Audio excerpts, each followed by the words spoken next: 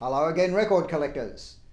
Now, some of you who saw the previous episode of my record sale have probably been notified by now that some of the prices, some of the items are possibly worth less than we thought they were. So what are we going to do? Are we going to drop the price? No, we're not. What we're going to do is throw in a huge collection of Who, Hendrix and Rolling Stones items and add them in at the same $1,300 opening price that we were asking just for the Beatles collection. That's right, you'll get the Beatles collection and the Who, Hendrix, Rolling Stone track records collection all at the same opening price. $1,300 if you get your bids in quickly.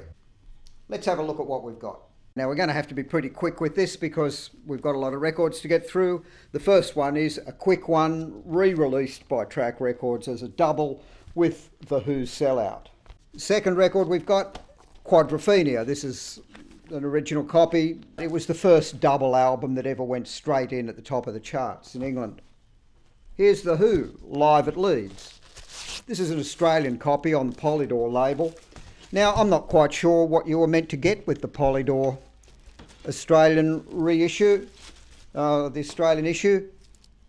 When it came out on the original track label, you got a whole bunch of sort of Track Records memorabilia, sort of reprints of bills and invoices and things like that. I don't know quite what you got.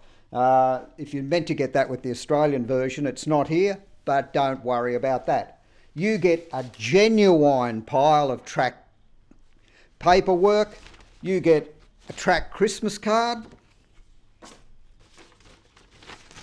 You get a track invoice authorising you to go to CBS Studios on the 9th of October and record from 7 o'clock till midnight. If you've got a time machine, you can race around there and make your own album. You get these two pieces of paper. They came off the master tape box of some Who album or something from the record plant in New York.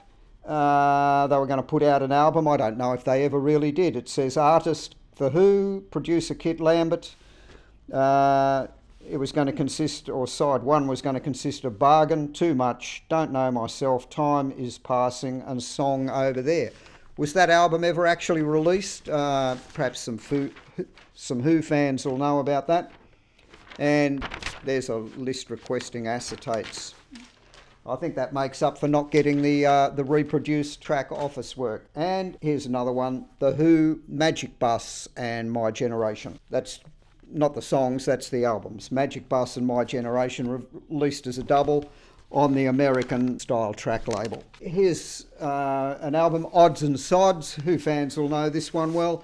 This is the original English release with a special sort of trick cover. You can poke your finger through the holes in the label and all sorts of stuff like that.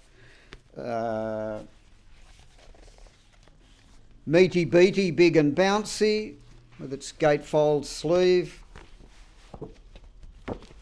Who's Next? Well, Who's Next is next. And with Who's Next, you get this book of all the Who's Next tracks, so you can learn to play all the songs.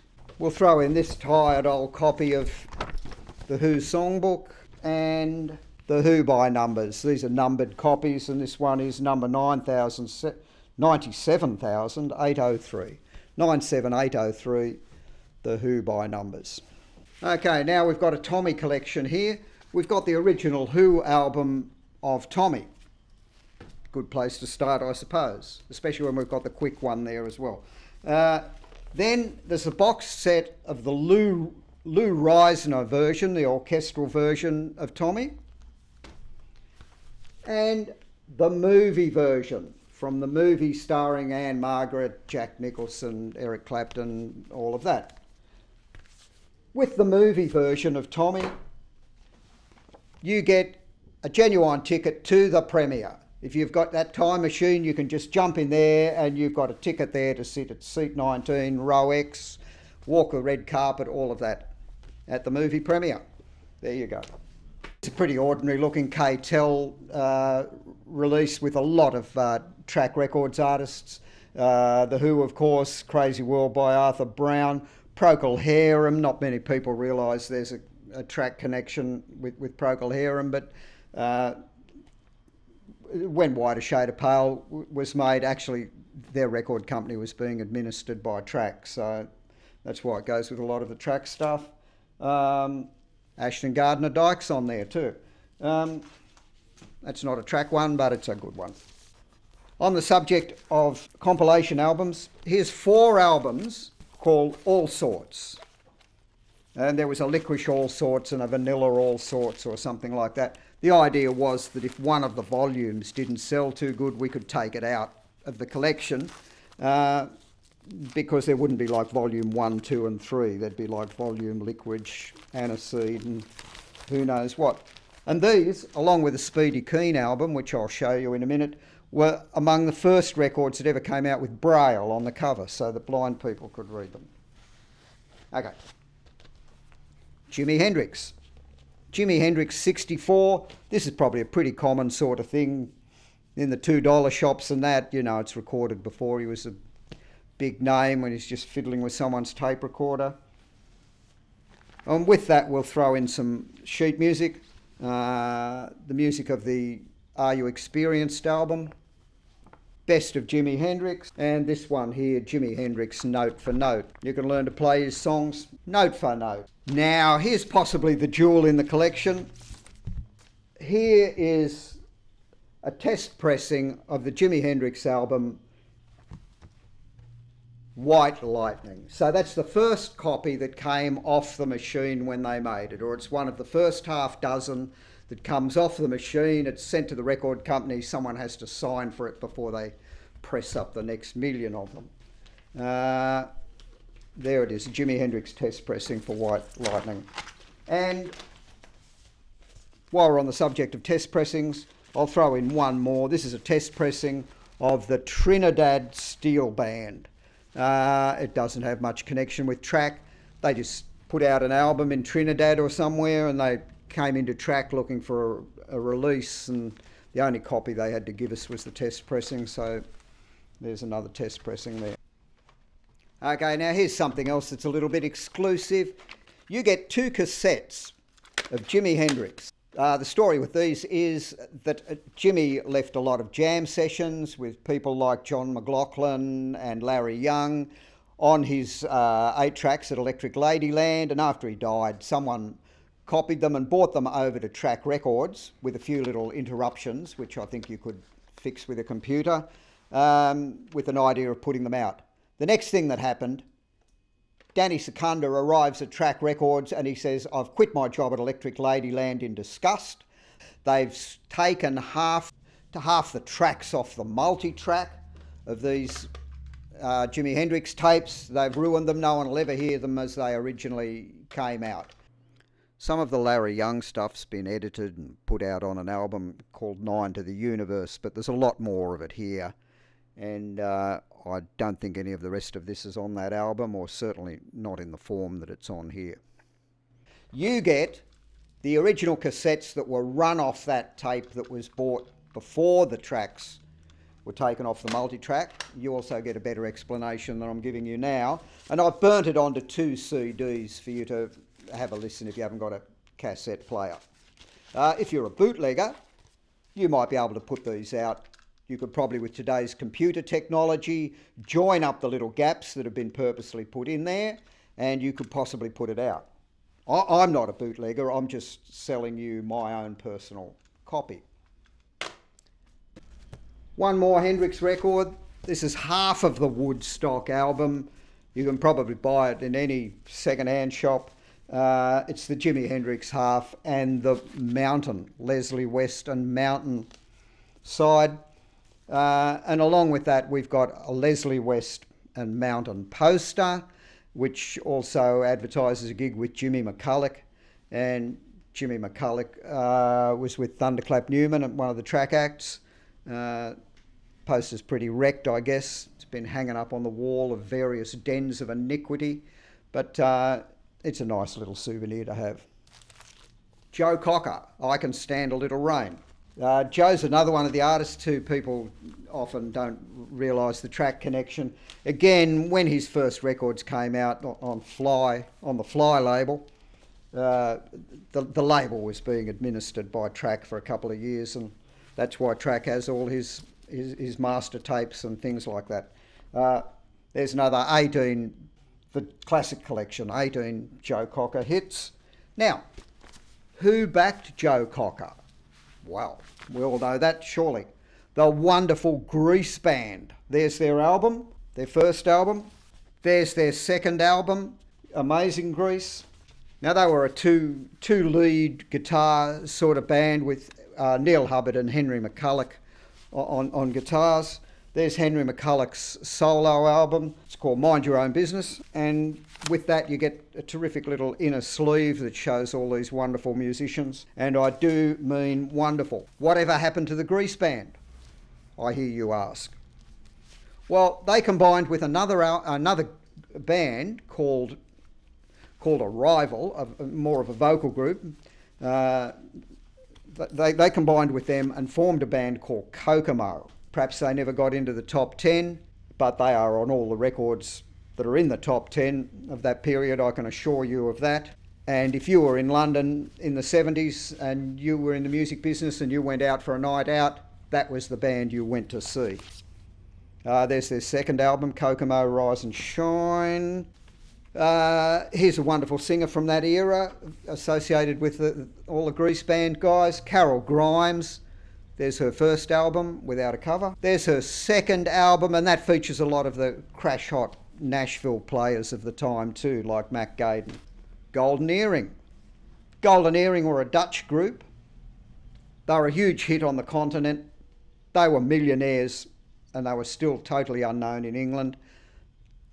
They came to Track looking for a record deal. We said we'd sign them up.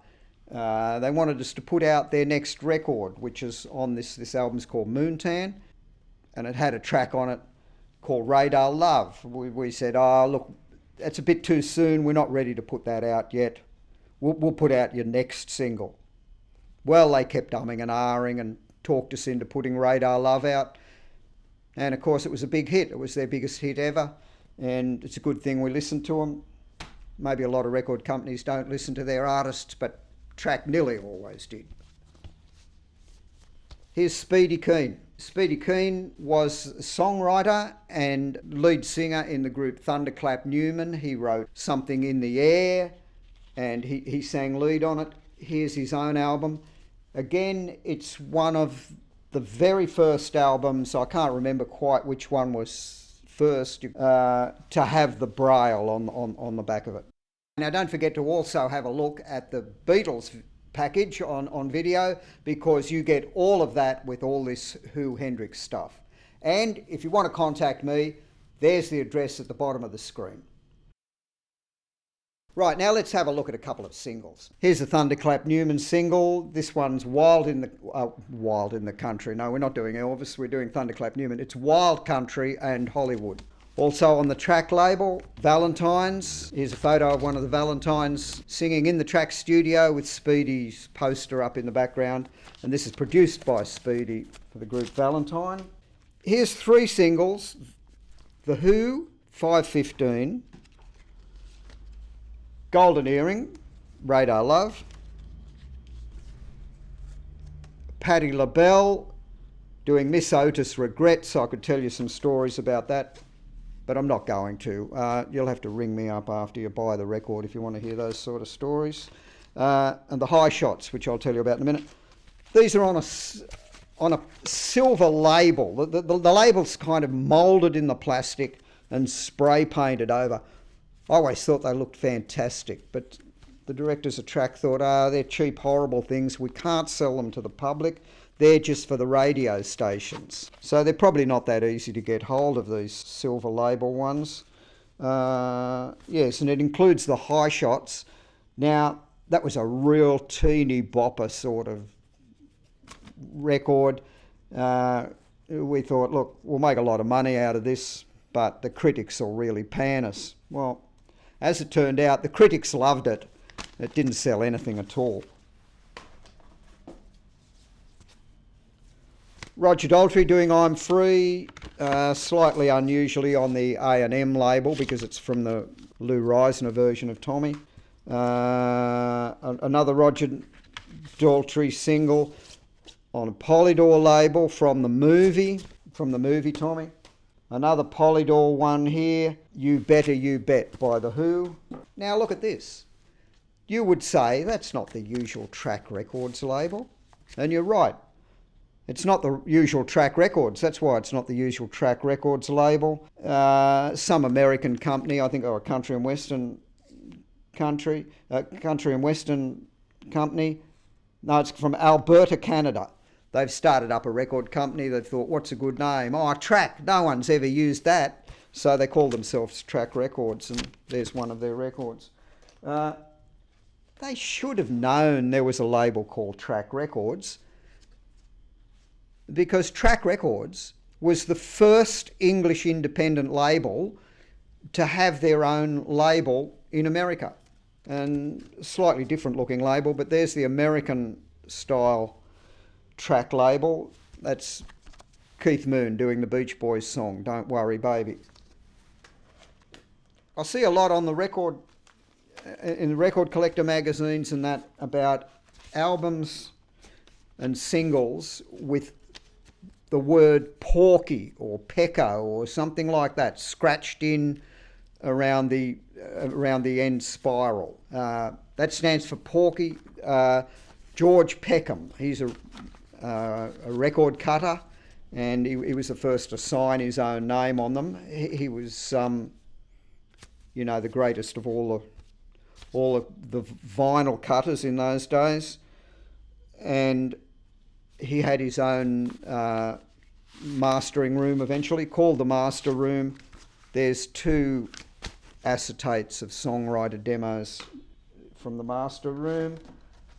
Another acetate of a songwriter demo, Hand in Hand and Memphis, and it comes with a little note that says the guy is one of the original cast members, Colin Powell it is, not the one who started the war in Iraq, but Colin Powell, he was one of the original cast members of Hair. Is it Hair? Let's have a look here. Yes, one of the original cast members of Hair at the Shaftesbury Theatre, and he's looking for a record deal.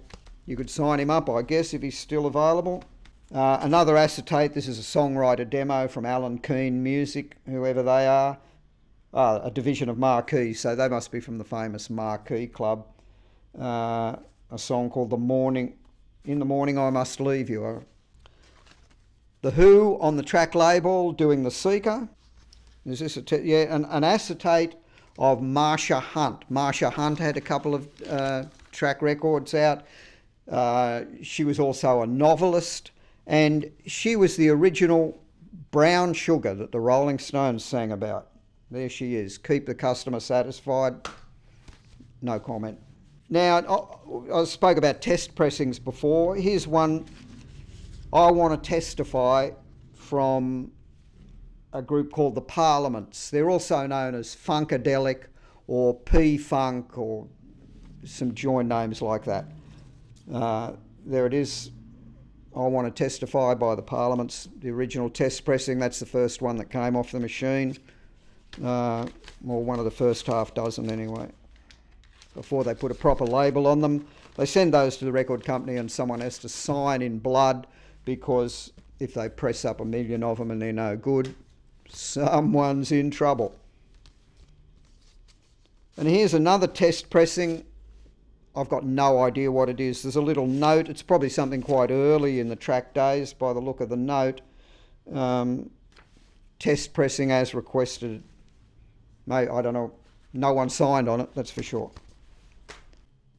Now, you also get this Rolling Stones book. And while I'm making this video, I just keep finding more track record stuff lying around the house.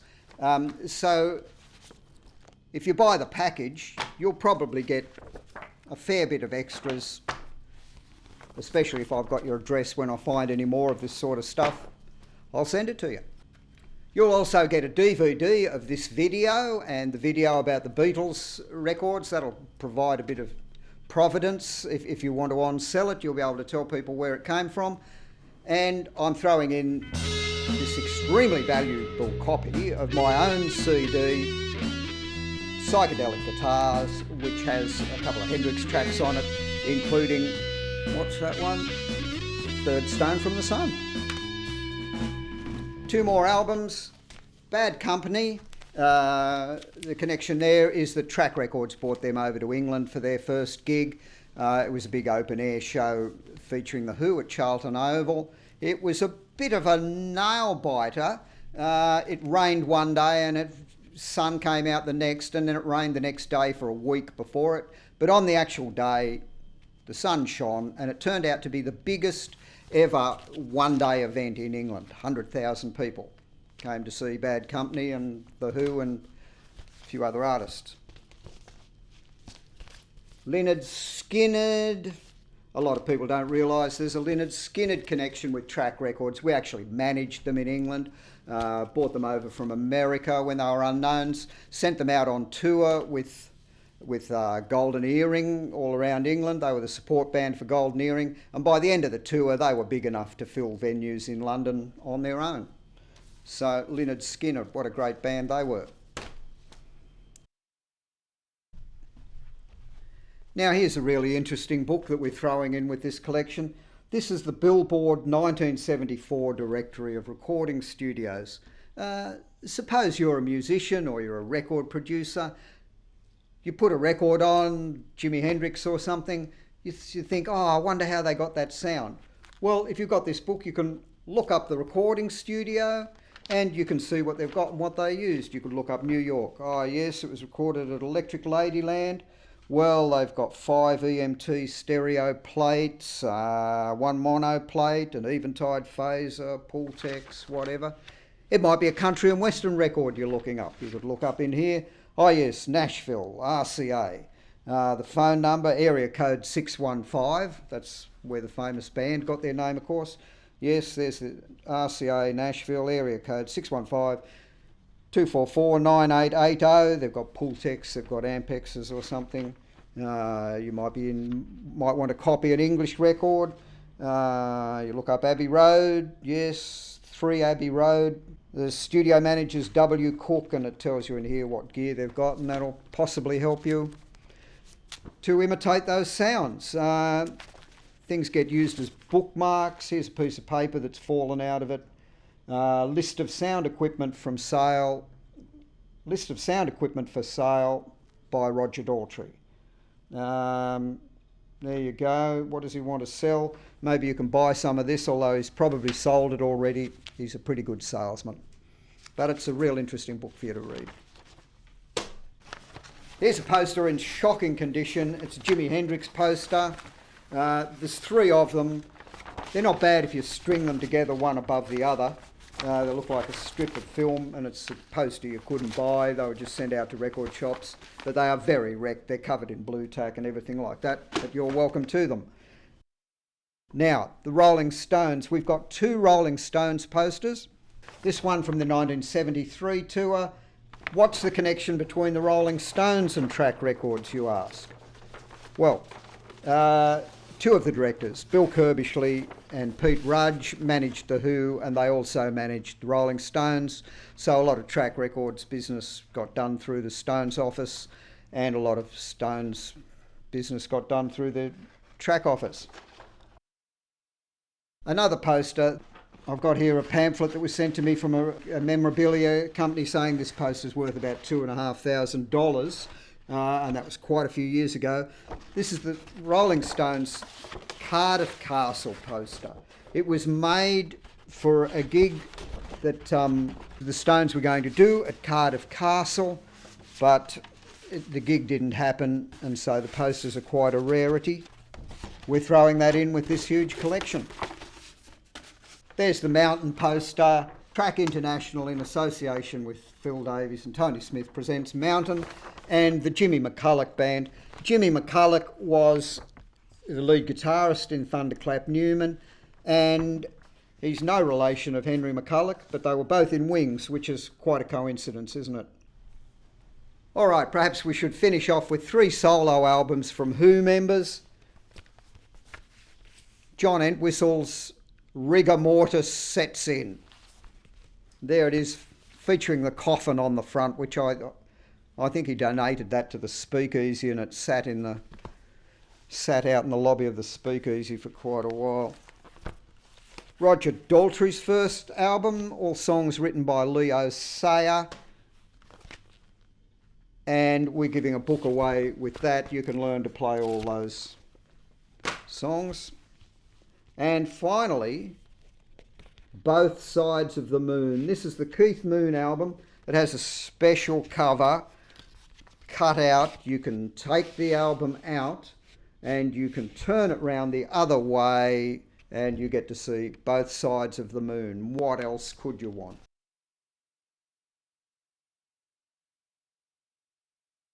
And, as Joe the Gadget Man used to say, bring your money with you.